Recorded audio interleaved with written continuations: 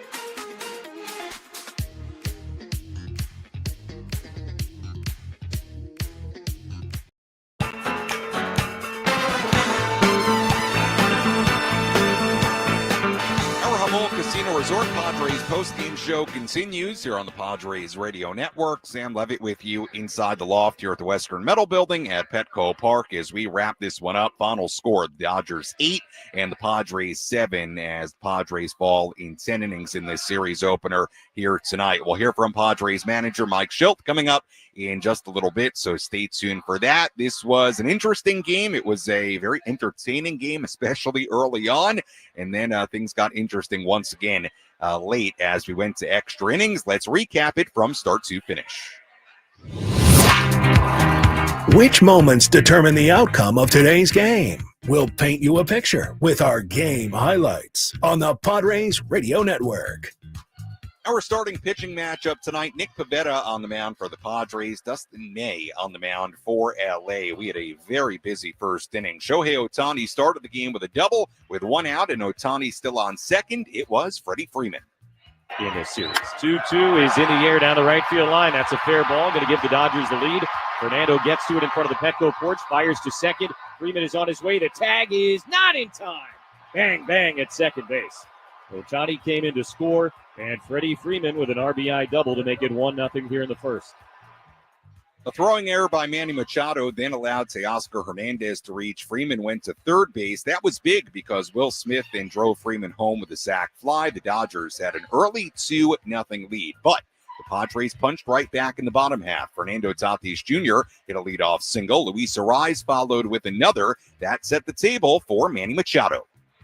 They take their leads at first and second. The 1-0 to Machado is hit on the ground. Fair up the first baseline into right field. That'll roll to the corner. Fernando has scored. Arraez is being held at third. Manny into second with an RBI double, and it's 2-1.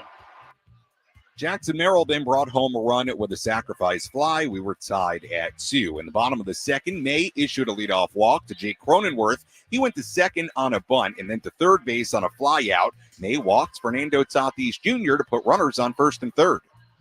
Tatis takes off on the first pitch, up and away. Smith throws down to second base, off the glove of Betts, and it trickles out into center field. Cronenworth will come in to score. Fernando into third, and a run-scoring error committed by the Dodger catcher gives the Padres the first lead of the night. It's 3-2. So the Padres had a 3-2 lead through 2 innings in the top of the third. The Dodgers got it going against Pivetta. They put runners on second and third with nobody out. Teoscar Hernandez tied the game with a sac fly to deep center. Will Smith was next. Swings at the pitch, sends it in the air to deep left field.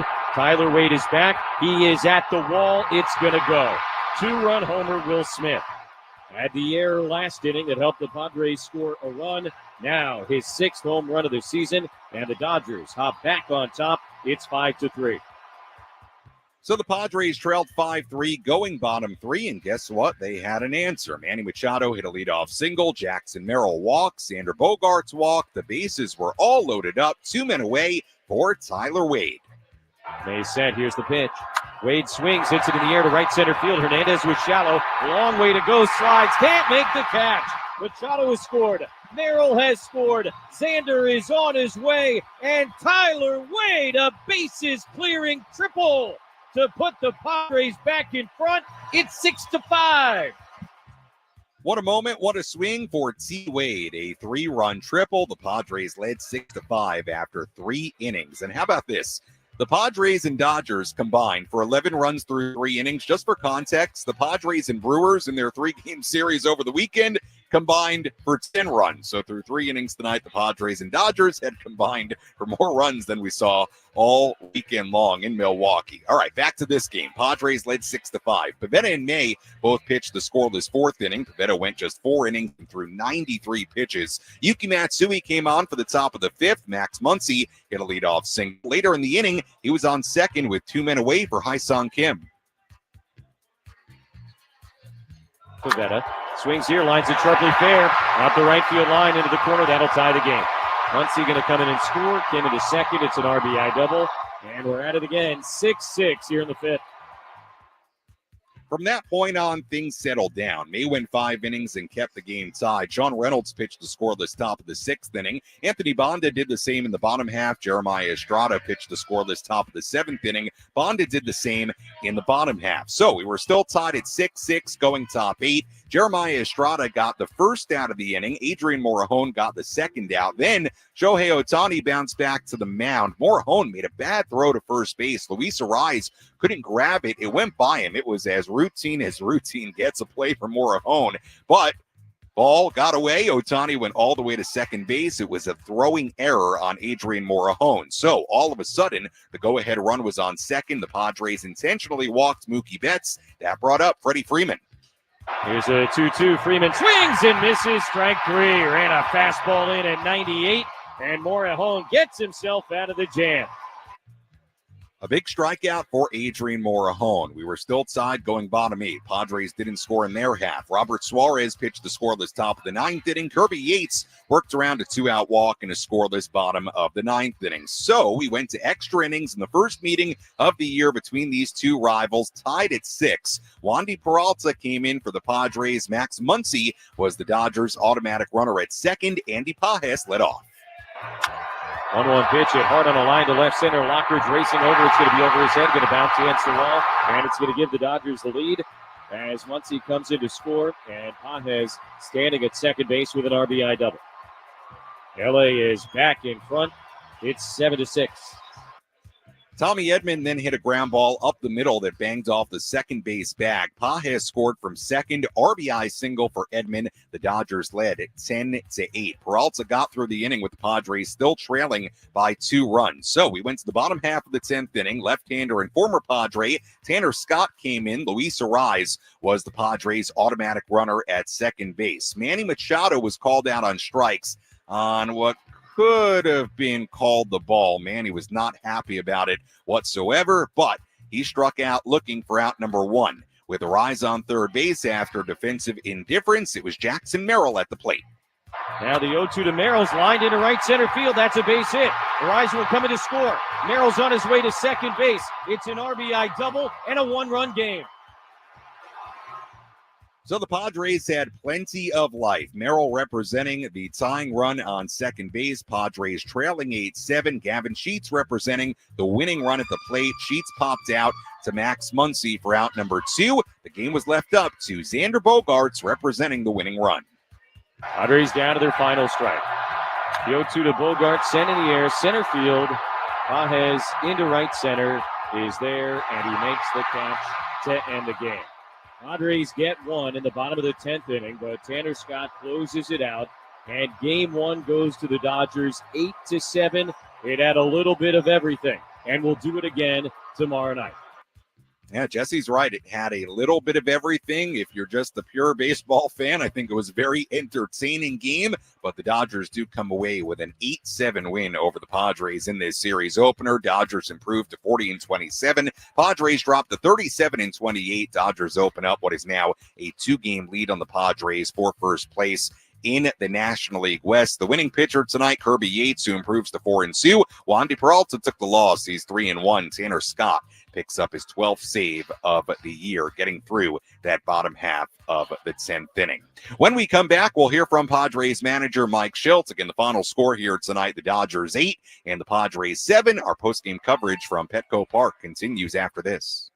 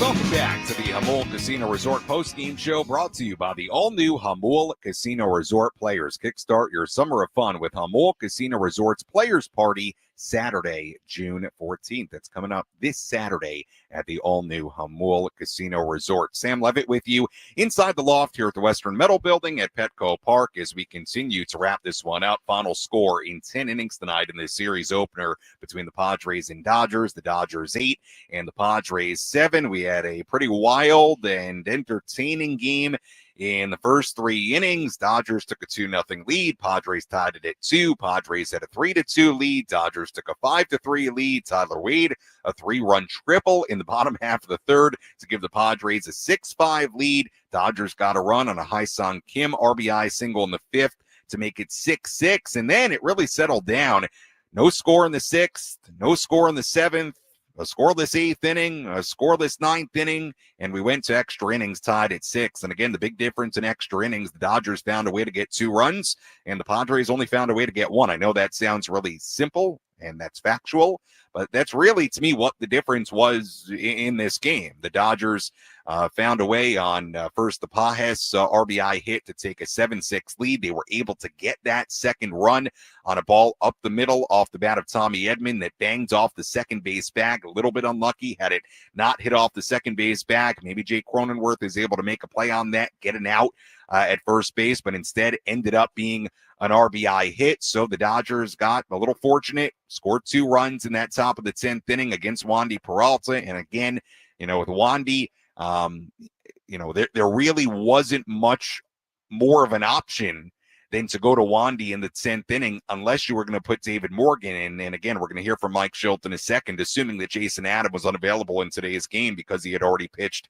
2 days in a row. And look, Adam has pitched a ton, so I don't blame the Padres for wanting to stay away from him pitching in 3 consecutive games. I suppose, if they wanted to, they could have sent Robert Suarez back out for the 10th inning. Suarez only threw 10 pitches in the 9th inning, but again, you're asking a lot of a bullpen that has been heavily taxed as of late. So the options in the 10th inning, if somebody new was coming in, it was either Wandy or it was David Morgan. Padres went with Wandy, and again, ends up giving up the first run, got a little bit unlucky with how the second run scored. Padres got within a run on Merrill's RBI double in the bottom half of the inning, and then the Padres were just looking for that one big swing to tie it or win it. They couldn't get it, and that was the difference in this game. Dodgers got that critical second run in their half of the inning, and the Padres scored their automatic runner. Could not get Jackson Merrill in from second base as he represented the tying run. Let's go downstairs here at Petco Park and hear some post-game reaction. Let's pull up a seat in the manager's office and hear from Shildt, served up by Sin Lee Food, where fresh meets flavor. Find farm fresh produce, bold Asian spices, and gourmet ingredients at 4665 El Cajon Boulevard. Sin Lee Food, the cook's Asian resource.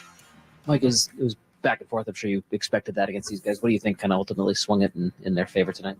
Oh, what swung in their favor? That's a good question. I mean, it was back and forth. I mean, they punched, we punched. I mean, it's a typical game we play against them, and many more to come. So, what swung in their favor, they executed and got the one more hit in the 10th. Eventually, that's what, eventually got it. What did you think of Pivetta tonight? He just battled his tail off. He's competing his butt off, and, had that chance to, uncover all of it exactly, because a lot of things took place. And, but more or less, they put some good at-bats on him. We put good at-bats on May. They put good at-bats on him. And, biggest difference was, at least for some of it, was his ability to get the extra inning, May. But Pivetta battled and got through to finish the 4th and, hang on there with that lead 6-5. But, at that point, 93 pitches, his day's over. Well, it wasn't the cleanest game. I'm wondering just kind of your perspective on a couple of the plays, the fly ball, or I guess the one that was that just in the gloaming and wasn't more of a twilight situation. That you're going to get twilights in about every night game. There's going to be a setting, and some nights are different in the setting than others. And, he didn't see it off the bat immediately and communicated it, but nobody could get out there to take it. Then the bouncer back to Morejon, and then obviously his ability to get out of the inning after that. What did you kind of see from that whole sequence there? I thought he was super clean, got his guys. And then, the comebacker, he just didn't get his feet set and make an accurate throw. But I appreciated the way he regrouped him and got Freddie. Was there, I think Suarez, 10 pitches in the ninth. Was there any consideration, or was he going to be down after one inning? Yeah, it was consideration. I mean, it's really tempting. The first couple guys are, we prefer to have righties on. Actually, Pages is a little more neutral. Tommy's the guy we want the righty on. Kiki's in there. He's a little more neutral too. But, it's the back end of 3 out of 4 and, 10 pitches. And he's carried the mail for us. And a lot of guys are carrying the mail. We're trying to, we're not trying, we're doing it. We're piecing it together and competing at the same time. But, we're going to need some depth out of some starters. Have you seen the replay yet on the strike 3 call to Manny? The ball 4 call? Yeah. Listen, it was off the plate. Mike does a good job. It's a really good crew. I'm not going to. Listen, we had a lot of other opportunities to do some things in that game, and clearly Manny's locked in, and that's a big at bat. Takes a big at bat. Is seeing the ball really well. And took a pitch that was off the plate, and could have changed the complex of the game. With Jackson coming up hitting the double, who knows if he still does it? But I still like our chances with it. But again, they're human, and it's a good crew, and Mike's a good umpire, so I'm not going to sit here and to AJ's point, there's things we could have done that could have been better. So, we take care of our own house. See on the ball that Levitt was trying to run down last game. Looks like he just came in, and it looked like he backspun a little bit and carried on him. And whether he makes the play immediately, it's hard to say because the ball was hit on the line and did backspin and carry. But just carried more than I think he anticipated off the bat. That was Padres manager Mike Shildt after this 8-7 loss in 10 innings to the Dodgers on this Monday night. Sam Levitt back with you inside the loft here at the Western Metal Building as our Jamul Casino Resort Padres postgame show continues. I do want to touch on just the last part of the press conference they're asking about, and I think the question was about the ball that Pages hit in the 10th inning that scored the first Dodger run in that 10th inning. It was with Lockridge in left field, and look, Lockridge definitely did not get a great break on that ball. It kind of went to his left instead of going back. His first step wasn't back and took kind of an odd route to the ball. Look, if Lockridge gets a better read on it, clearly, I don't want to say it was even misplayed. He didn't have a great first couple of steps where he went more to his left when he had to kind of go back into his left. If he gets a better read on it, does he have a better chance to catch it? I think, yeah. Does he catch it either way? I don't know. Does he have a better shot at it if he gets a better initial jump in direction on it? Yeah. Would that have changed the result of the play? I don't know. It's hard to know and tell on that. I think it would have been close, though. So wasn't a great read by Lockridge on that Pages ball. It's part of what happened in that 10th inning. Again, there was some, Wandy Peralta giving up 2 runs, one of them earned. Obviously, the auto runner isn't earned. Again, he didn't get helped out. If Lockridge gets a little bit of a better read on that, maybe he makes the play, and then he has that ball go off the second base bag. And I think if it doesn't go off the second base bag, I think Cronenworth's got a play on it. So, that's how it went in that 10th inning. And you heard Mike Shildt say it at the very outset of the press conference. Dodgers found a way to execute just a little bit better than the Padres did in the 10th inning. I mean, look, I understand if you're frustrated about, what happened with Wandy in the 10th inning. I understand if you wanted, Gavin Sheets, Xander Bogaerts to come through in the bottom half of the inning. Obviously, Padres had other opportunities. Manny was the victim of what should have been a ball on that strike 3 call. He was rightfully upset. With that said, I don't know that I believe tonight's game came down to much more than really 2 things. And I said it in the opening segment. Number 1, the Dodgers finding a way to get that second run, which is critical in the extra inning, and executing just a little bit better than the Padres did. And also the fact, well, really two things, that the Padres bullpen, you had to use a ton of guys tonight. Jason Adam wasn't going to pitch 3 days in a row after pitching yesterday and on Saturday, which I understand. Nick Pivetta only went 4 innings, so it put the bullpen in a tough spot when you had a key guy down. I mean, that's kind of the issue and the problem when you have a starting pitcher not go very deep and put so much pressure on your bullpen to cover innings. The Padres bullpen had to cover 6 innings in this game. Now, the Dodger bullpen had to cover 5, but it really did make the difference, because let's say Pivetta could have got through 1 more inning. Well, you might have been a little bit better suited to have maybe another guy, one of your more high leverage guys available for the 10th inning, but they just didn't get there tonight because of how it shook out, and Pivetta throwing 93 pitches in 4 innings. So again, comes down to the execution. I think when you look at the big picture, there were other aspects to it as well. Pivetta only going 4, put the bullpen in a tough spot. Padres being in the midst of 13 games in 13 days. Padres having a bullpen that has had to pitch a lot as of late. I think it all kind of came together for what transpired in that 10th inning. And look, Padres had a chance to win it with the winning run at the plate in a couple of opportunities, and could not find that one more big swing they needed in this game. We'll step aside. When we come back, we'll get into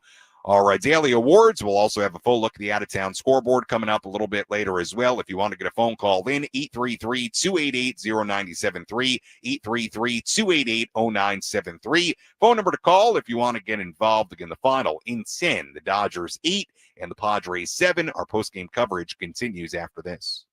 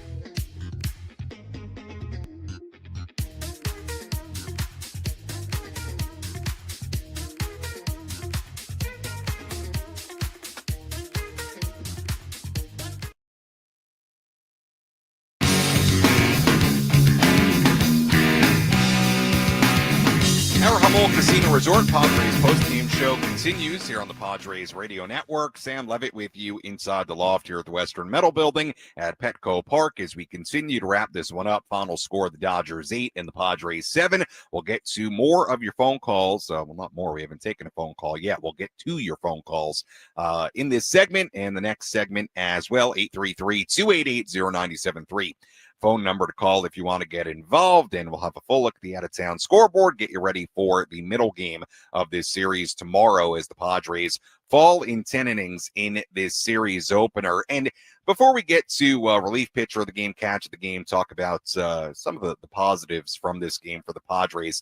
You know, look, I think when you play, by the way, this was another one-run game for the Padres, and it was a very different type of one-run game than the type the Padres have played lately. But just so you know, and let me find my numbers here. So how about this after tonight? Just so you know, the Padres are now 10-8 in their past 18 games. 16 of those games, 16 of the last 18 have been decided by 1 or 2 runs.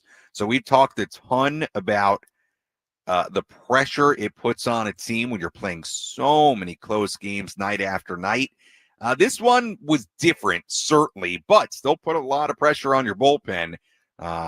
This one I think would belong in a very different category than where the majority of these 1 or 2 run games would be. I mean, my goodness, we saw over the weekend, I said this earlier, Padres and Brewers scored a combined 10 runs in the 3 games of their series, and the Padres and Dodgers scored 11 in the first 3 innings tonight alone. So this was a very, very different kind of game than the games we saw for the most part on the road trip. But again, another one-run game, this time in extra innings for the Padres tonight. Again, you can point at the 10th inning. There were some other moments in this game, some defensive moments that weren't great for the Padres in this game. And there are always little things you can look at in a close loss like this. Like I'll give you just something that stood out to me. And, nobody asked Mike Shildt about it after the game. I would be curious what the answer would be. I don't know what the answer would be. But I'll give you an example of just like little things, right, that contribute to a game like this. Bottom half of the 9th inning, a tie game, 6-6. Fernando Tatis Jr. walks with 2 outs to get to first base. And the very first pitch that Luis Arai sees, Fernando's off and running. He's trying to steal second, which I thought everybody in the ballpark knew he was going to try to steal second there. It makes all the sense in the world with a guy like Arai's up at the plate where a base hit could win it. And that's a spot where I would think, you try to probably take there to allow Tatis to try to get into scoring position, a guy who's very good at stealing bases, and Arai's swung on that pitch and ended up what did he ground out? Did he fly out? I didn't have the best look of it down on the field. He flew out. Yeah, he flew out. So again, just like little details where it was like, ooh, maybe that would have been a spot to take and allow Fernando to try to steal second, and instead it was swinging on the first pitch and flying out again. If you were to talk to Mike Shildt, Victor Rodriguez, maybe the approach there with a guy like Luis is, hey, he's always got the green light to swing away. I don't know what the answer would be, but it was a moment in this game that did stand out to me. And look, in a game like this, extra innings, 1-run game, every little bit, every little detail matters. Let's tell you about today's relief pitcher of the game. Which pitcher entered the game and slammed the door shut? This is today's relief pitcher of the game, presented by David P. Shapiro Criminal Defense Attorneys. When your freedom and future are on the line, you need the best arm in the pen. Visit davidpshapirolaw.com. Here's Pages, 2 outs, nobody on. Swings to the first pitch, grounds it slowly to short. Xander has got it, gets rid of it, and the throw to first in time. Jeremiah Estrada, a nice quick 1-2-3, top of the 7th inning.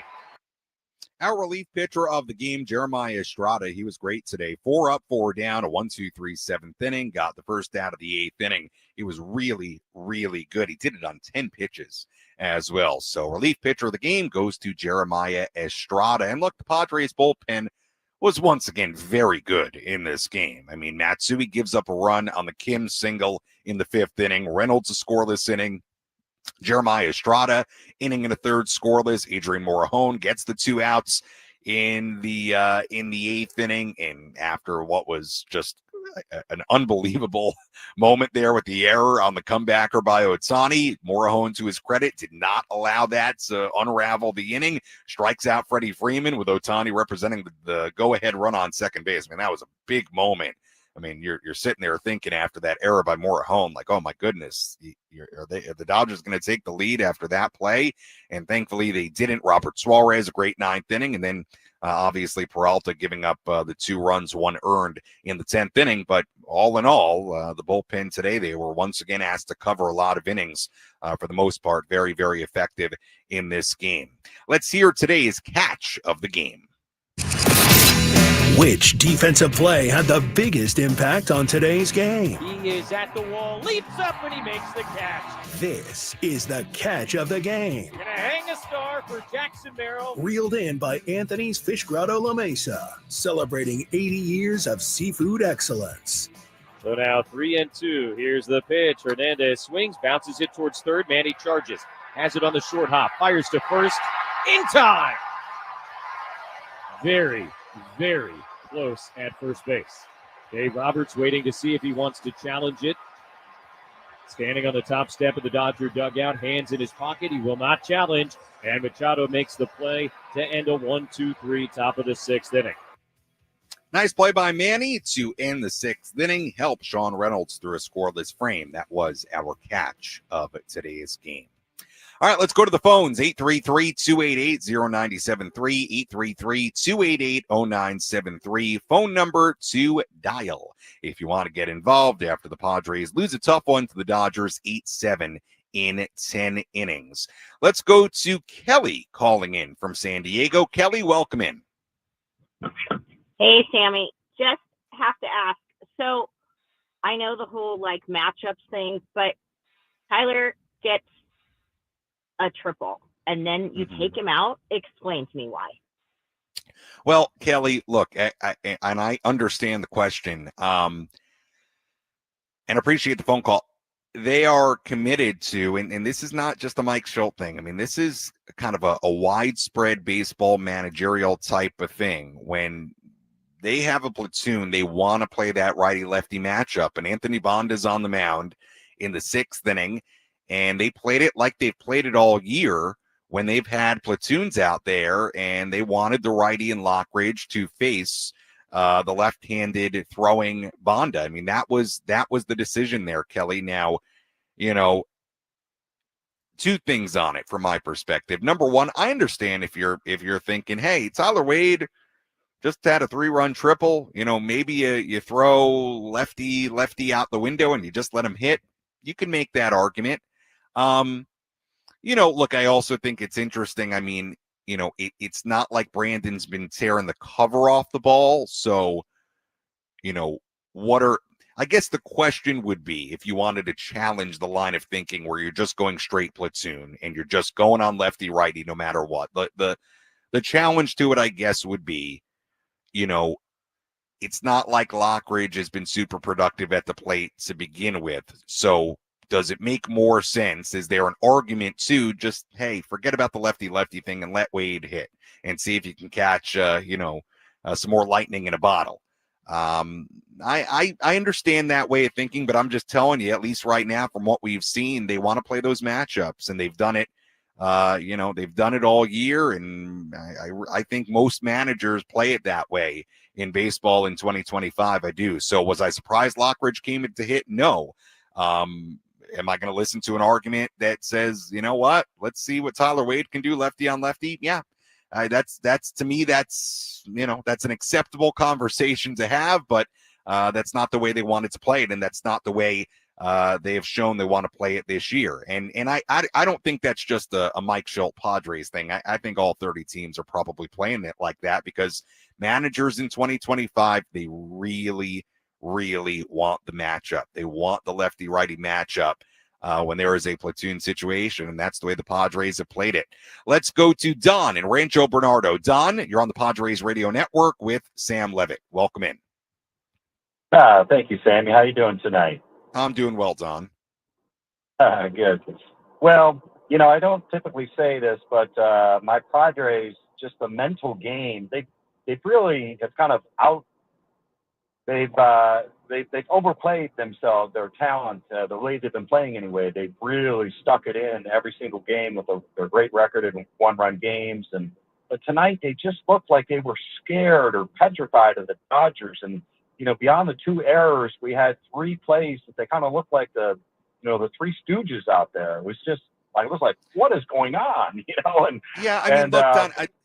Don, I'll let you continue. I mean, look, I don't think they look scared of the Dodgers. I mean, to their credit, in the early innings, I mean, that game could have gone totally differently early on when Pivetta, was struggling. Padres punched back a bunch. So I thought they had good fight tonight. I thought they, for lack of a better term, battled tonight.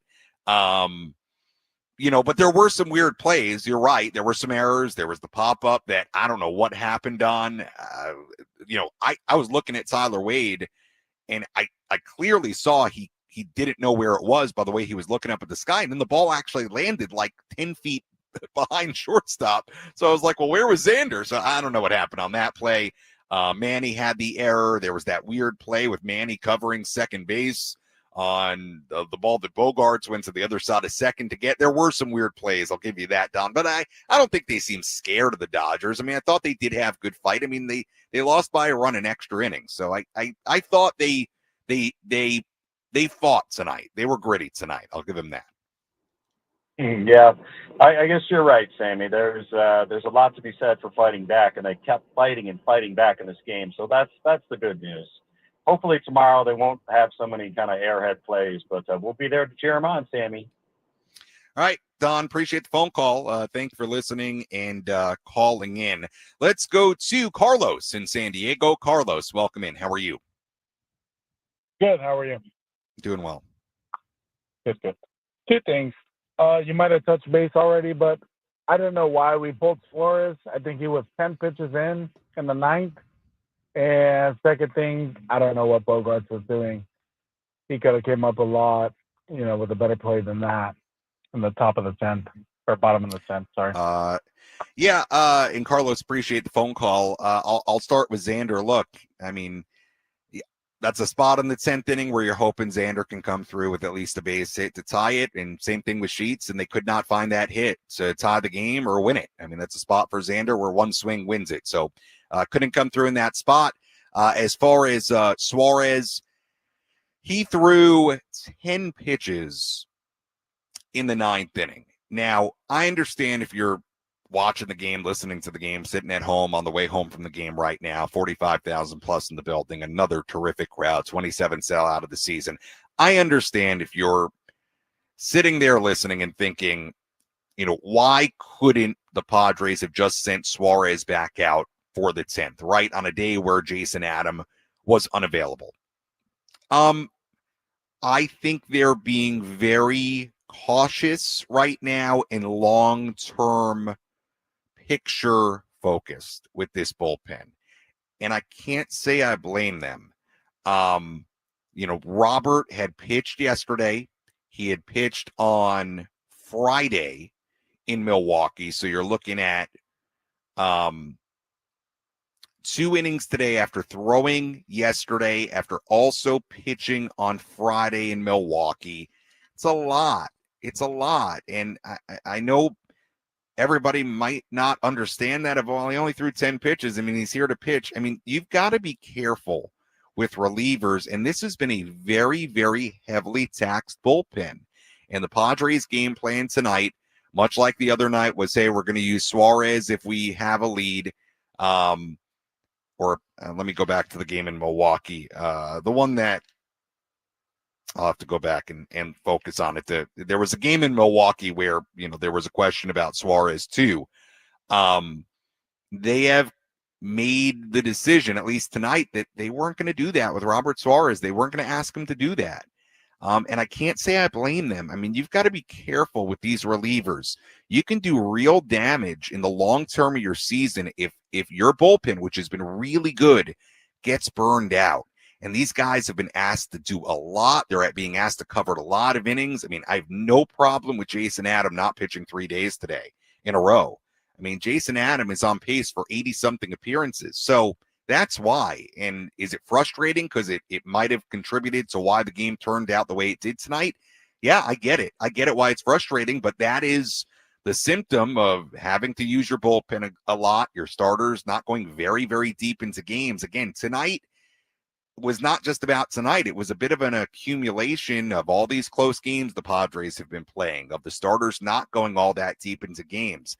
Things build on one another game by game. I mean, yes, each game is its own individual entity, but it has serious effect, especially when you're talking about a bullpen one game to the next. And they were going to do that with Robert Suarez today. And I can't say I blame him. I can't. I understand it's frustrating for this game tonight, but you have got to have some caution with your relievers. And there are times in a season, and even in a big game against the Dodgers, first meeting of the year, extra innings, winnable, there are times when you're going to have to go to somebody who, you wouldn't necessarily put in that spot, a la Wandy Peralta in a tie game against the Dodgers late, and say, go get him, and hope you can find a way through it. And unfortunately, 2 runs came in. And again, Wandy, if Lockridge gets a better read on that ball, maybe that's an out. If the ball doesn't hit second base, maybe that's an out. There was a little weirdness in that 10th inning. So ultimately, the Dodgers found a way to get 2. Padres found a way to get 1, and that was the difference in the game. Let's step aside. When we come back, full look at the out-of-town scoreboard. We'll get some more of your phone calls at 833-288-0973. Final score, Dodgers 8 and the Padres 7 in 10 innings on the Padres Radio Network.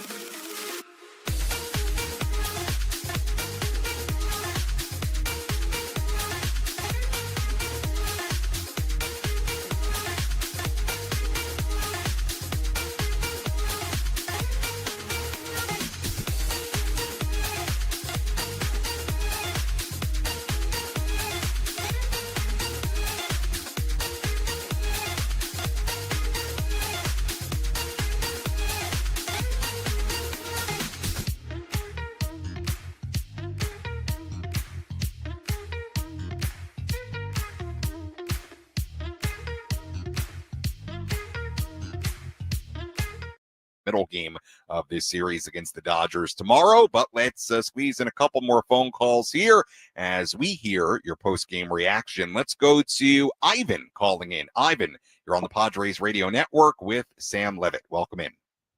Hey, Sam. I want to be as positive as I can about today's game. Okay. I don't think we were scared. We fought back, jumped up. They went up top 2. We came right back. They went again. We jumped right back at. We had, I think, just the fight that we really are looking for the Padres to have. But as the game kind of goes on, you kind of find the holes that you're missing. You're missing the left. You're missing the left field productivity, and Bogarts, 243, 3 home runs, making $25 million. I know everybody's going to talk about it, and it had multiple opportunities to win it. Honestly, it's one of those things, like, you can forget about the payments. Like, if you're a Dodger killer, I will forget so many things. There's so many Padres fans will forget everything, but that 10th inning base hit or the 9th, whatever the case may be, we are just missing that extra guy that we need in the bat. Yeah, look, appreciate the phone call, Ivan. Look, I think you're the second person to bring up the at-bats in the bottom half of the 10th inning. Look, that's a spot where it's just simple. You got to have a hit to tie the game or a home run to win it. You got to come up with the big hit. And essentially, the Dodgers got one more big hit than the Padres did. I mean, that's a really simple way to break down that 10th inning and break down why the Padres lost this game. Let's go to Vinny in Fallbrook. Vinny, welcome in. Sammy, love talking to you. Love being on the show. It was a heck of a game. You got to admit. Yeah, I mean, Vinny, Vinny, I'll let you get back in. Look, from a pure baseball fan standpoint, it was a really entertaining game, and there was a buzz in the building. It felt playoff like. It was back and forth and kind of wild early before it settled in. Yeah, I mean, you want to win this game. Do I think it's the end of the world and the season's over because you lost the game on June 9th for the Dodgers and you fell 2 games back of first place? I do not think it's the end of the world. I understand tonight was frustrating, but yeah, it was a good baseball game. I'm with you. Yeah, and I agree with the last guy. Like, maybe we do need a left fielder, but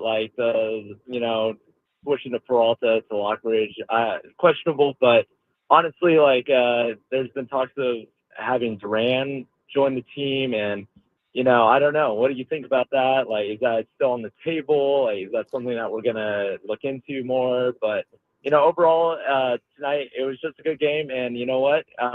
Dodgers are always afraid to play against us, and I think hey, we show a good fight, and we're here. We know we're here to win, and heck, Shildt is just always gonna put up a good fight, and he knows what to do, and I trust him. You gotta trust the manager.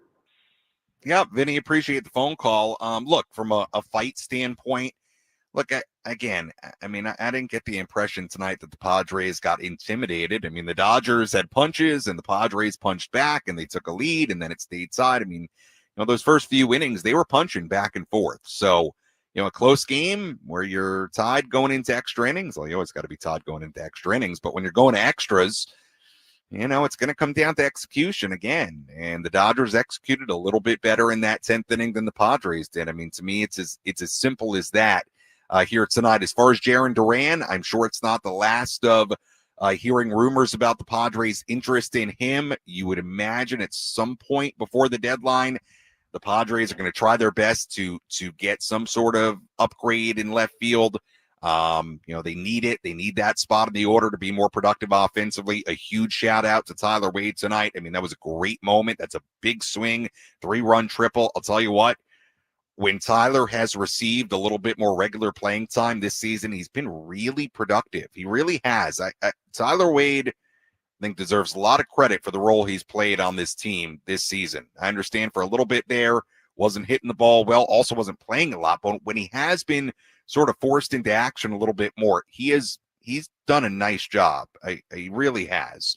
And Tyler had a big hit in this game, but look, whether it's Duran or somebody else, and Duran, you're talking about a much bigger trade where you're going to have to give up some real assets to go get him.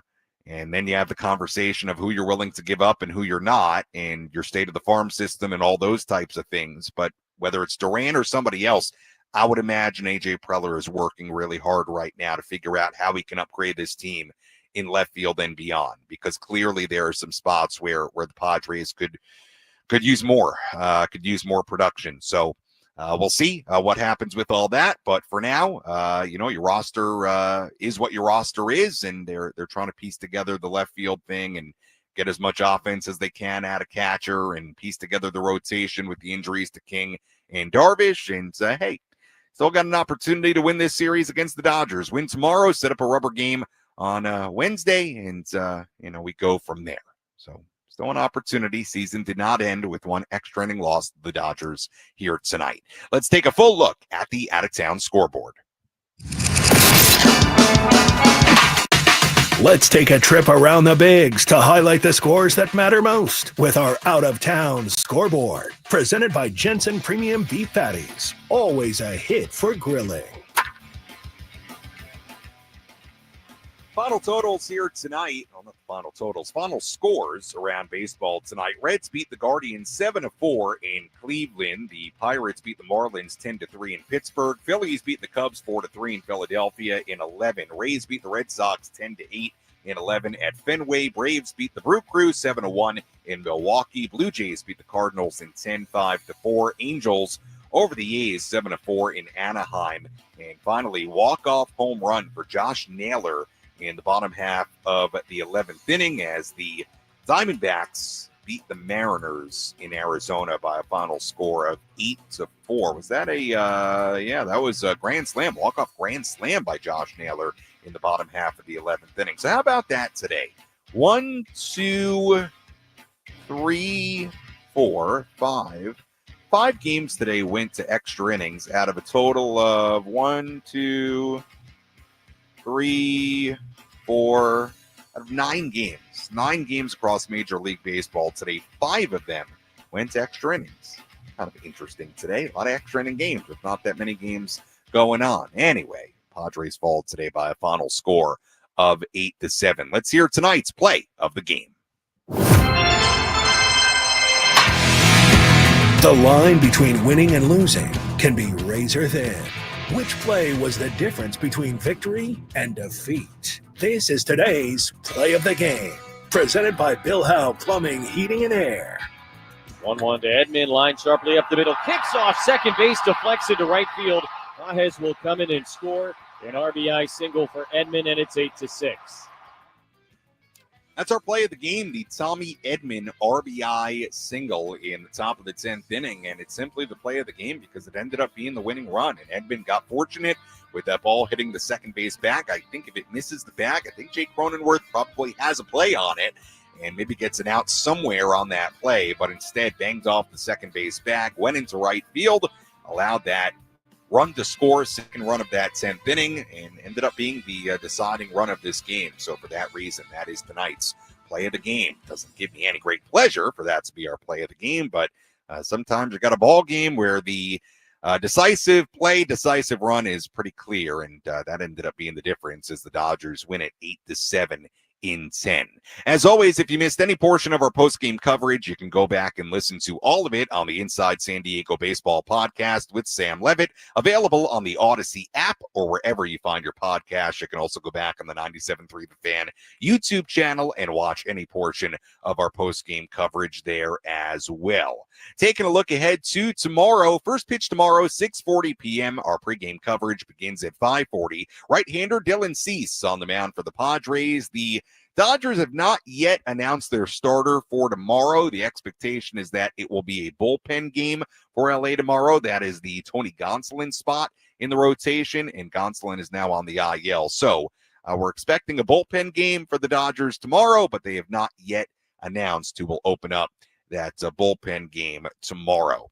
Taking a look at the final totals here tonight in 10. For the Dodgers, 8 runs, 12 hits, 1 error. They left on 10. For the Padres, 7 runs, 7 hits, 2 errors. They left on 6. Winning pitcher, Kirby Yates, who improves to 4-2. Losing pitcher, Wandy Peralta, who drops to 3-1. The save goes to Tanner Scott, his 12th of the season. Time of game, 3 hours and 13 minutes.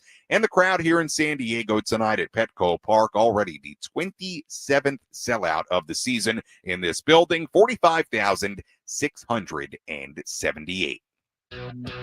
Once again, first pitch tomorrow, 6:40. Pregame coverage from Petco Park begins at 5:40. Until then, for our great studio coordinator, Nick Danucci, I'm Sam Levitt saying so long and good night. Again, the final score here tonight, the Los Angeles Dodgers 8 and the San Diego Padres 7. Tonight's game decided in 10 innings. We'll talk to you tomorrow on the Padres Radio Network. Have a great night, everybody.